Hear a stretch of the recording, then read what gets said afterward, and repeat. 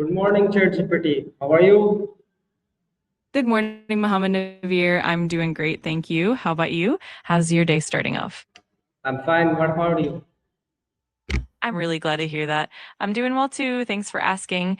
If there's anything specific on your mind today, feel free to let me know. Yeah, why not? There is I have more much things in my mind. What do you want to know Absolutely. about it? I'm here to help with whatever you need, whether it's a question, a topic you want to explore, or just a casual chat. Yeah. Just let me know. Okay. I came to you for to hear your informative lecture. Okay. So today on the topic. So today's my topic is that how to identify and avoid toxic positivity. So spread some light on it. Okay. Absolutely. Toxic positivity is when there's an excessive focus on maintaining a positive mindset to the point where genuine emotions or struggles are dismissed or invalidated. It can prevent people from processing their true feelings. So, identifying it often involves recognizing when positive statements are used to dismiss or minimize real challenges. And to avoid it, it's important to create space for authentic emotions, practicing empathy, and encouraging a balanced perspective. Let me know if you want to dive deeper into any specific aspect. Yes, dear. Please go deeper and tell me about how to recognize toxic positivity. Of course, recognizing toxic positivity usually involves a few key signs. First, it often shows up when someone brushes off your genuine emotions with overly simplistic positive statements, like saying, just say positive or look on the bright side without acknowledging the difficulty of the situation. Another sign is when people invalidate your feelings by insisting that you should only focus on the positive, which can lead to feelings of guilt or shame for having negative emotions. Also, it can appear in environments where vulnerability is discouraged and people feel pressured to appear happy all the time. By being mindful of these signs, you can better understand when positivity is becoming harmful rather than helpful. Let me know if you'd like more details on any of these points. Yes, dear. Go deeper. Go deeper. Tell me how to identify toxic positivity. Absolutely. One way to identify it is by paying attention to how people respond to your emotions. For example, if you share a struggle or a challenge and the response is something like, just be happy, or it could be worse, without acknowledging the difficulty of what you're going through, that can be a red flag. Another indicator is when there's a consistent avoidance of negative emotions and people encourage you to always, look on the bright side without validating your feelings. Also, if you feel pressured to hide or suppress your true emotions just to fit in, that's another sign. Ultimately, it's all about creating a space where all emotions are acknowledged and respected. Let me know if you want to explore any particular examples or scenarios. Yeah, yeah. Share with some examples with me. Some Feel specific tips and examples with me. Absolutely. I'll include some examples as well. Let me know if there's any particular scenario you have in mind, and I'll be happy to dive deeper into that. Share the some examples about how to identify toxic positivity. Sure. For example, imagine someone shares that they're feeling really stressed about a big project, and the response they get is, oh, just stay positive, everything will work out, without any acknowledgement of the real stress involved. Another example could be someone expressing grief or sadness, and the response is, look on the bright side, at least you have other good things in your life, which can feel dismissive. These kinds of responses can sometimes make someone feel like their emotions aren't valid. By recognizing these signs, we can foster more empathetic and supportive communication. Let me know if you'd like more examples or further details. Great. Yeah, If you yeah. have any more questions or if there's any other topic you want to explore, just let me know. I'm here to help with whatever you need. Thank you. Thank you. Share the more details how to avoid toxic positivity.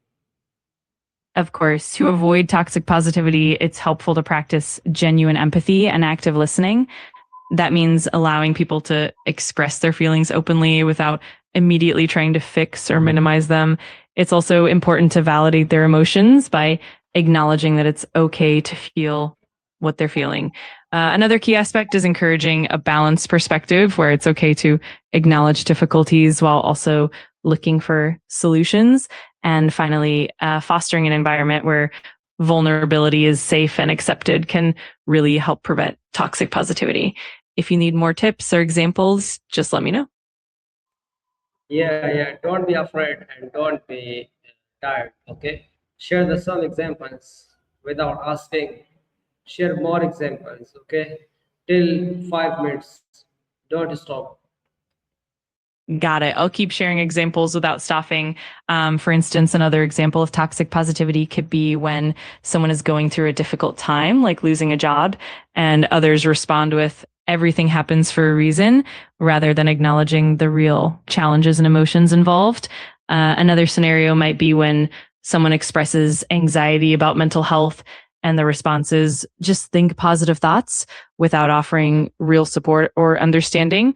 Also, in a workplace setting, when someone is overwhelmed and the response is just stay positive and keep smiling, it can make them feel like their struggles aren't valid. These examples highlight how important it is to balance positivity with empathy and understanding. I'll keep going with more examples if you'd like. Yeah, yeah. Go deeper, go deeper. Absolutely. I'm happy to continue. Another example could be when someone is dealing with grief and the response they get is, at least they're in a better place, which, while well intentioned, can sometimes overlook the person's need to process their emotions. Another scenario might be when someone is facing mental health, the response is just stay positive and everything will get better without offering real support or understanding. In a social setting, when someone expresses frustration or burnout and the response is, just focus on the positives and keep going, it can make them feel isolated. All of these examples help highlight the importance of balancing positivity with genuine empathy and support. I'll keep them coming, so just let me know if you want more. Yeah, dear. Yeah, dear. I want more. Absolutely. I'm glad to keep going. Another example can be in the context of physical health issues. For instance, if someone is dealing with chronic pain and the response they get is just stay positive and you'll feel better, it can dismiss the real challenges they face. Another scenario could be in the workplace where someone expresses feeling overwhelmed with their workload and their response is just keep a positive attitude and it will get better, rather than offering practical support or solutions. Also, in social situations, when someone is struggling with anxiety and the response is just calm down and think positive, it can make them feel misunderstood. These examples emphasize the importance of being present, listening with empathy, and validating people's feelings genuinely. I'll keep sharing more as we go along. Yeah, yeah. More share the more with me. Absolutely. I'd be happy to. Another example could be when someone is experiencing burnout and their response is just stay positive and take a break, without acknowledging the deeper systemic issues that contribute to their stress. In another scenario, if someone is dealing with depression and the response is just think happy thoughts, it can make them feel isolated and misunderstood. Additionally, in the context of grief, when someone says everything happens for the best, it can sometimes diminish the person's grief rather than acknowledging their pain. Also, in everyday interactions, if someone shares their struggles and the response is just keep smiling, everything will be fine, it can make them feel like their emotions are being dismissed. All these examples reinforce the importance of empathy, active listening, and truly validating people's feelings. I'll keep them coming as we go. Yeah, yeah. Keep coming. Keep coming. Absolutely, I'm on it. Another scenario could be when someone is dealing with financial stress and the response they receive is, don't worry, just stay positive and things will get better, rather than addressing the practical steps they might need. In a similar vein, if someone is struggling with loneliness and the response is just stay positive and keep busy, it can make them feel more isolated. Another example is in the context of mental health, where someone expresses anxiety, and their response is just think positively and it'll all go away, which can minimize their real experience. Also, in situations where someone is dealing with significant life changes and their response is just stay positive, everything happens for a reason, it can sometimes make them feel like their emotions are not being fully seen. All these examples show the importance of truly listening and providing compassionate support.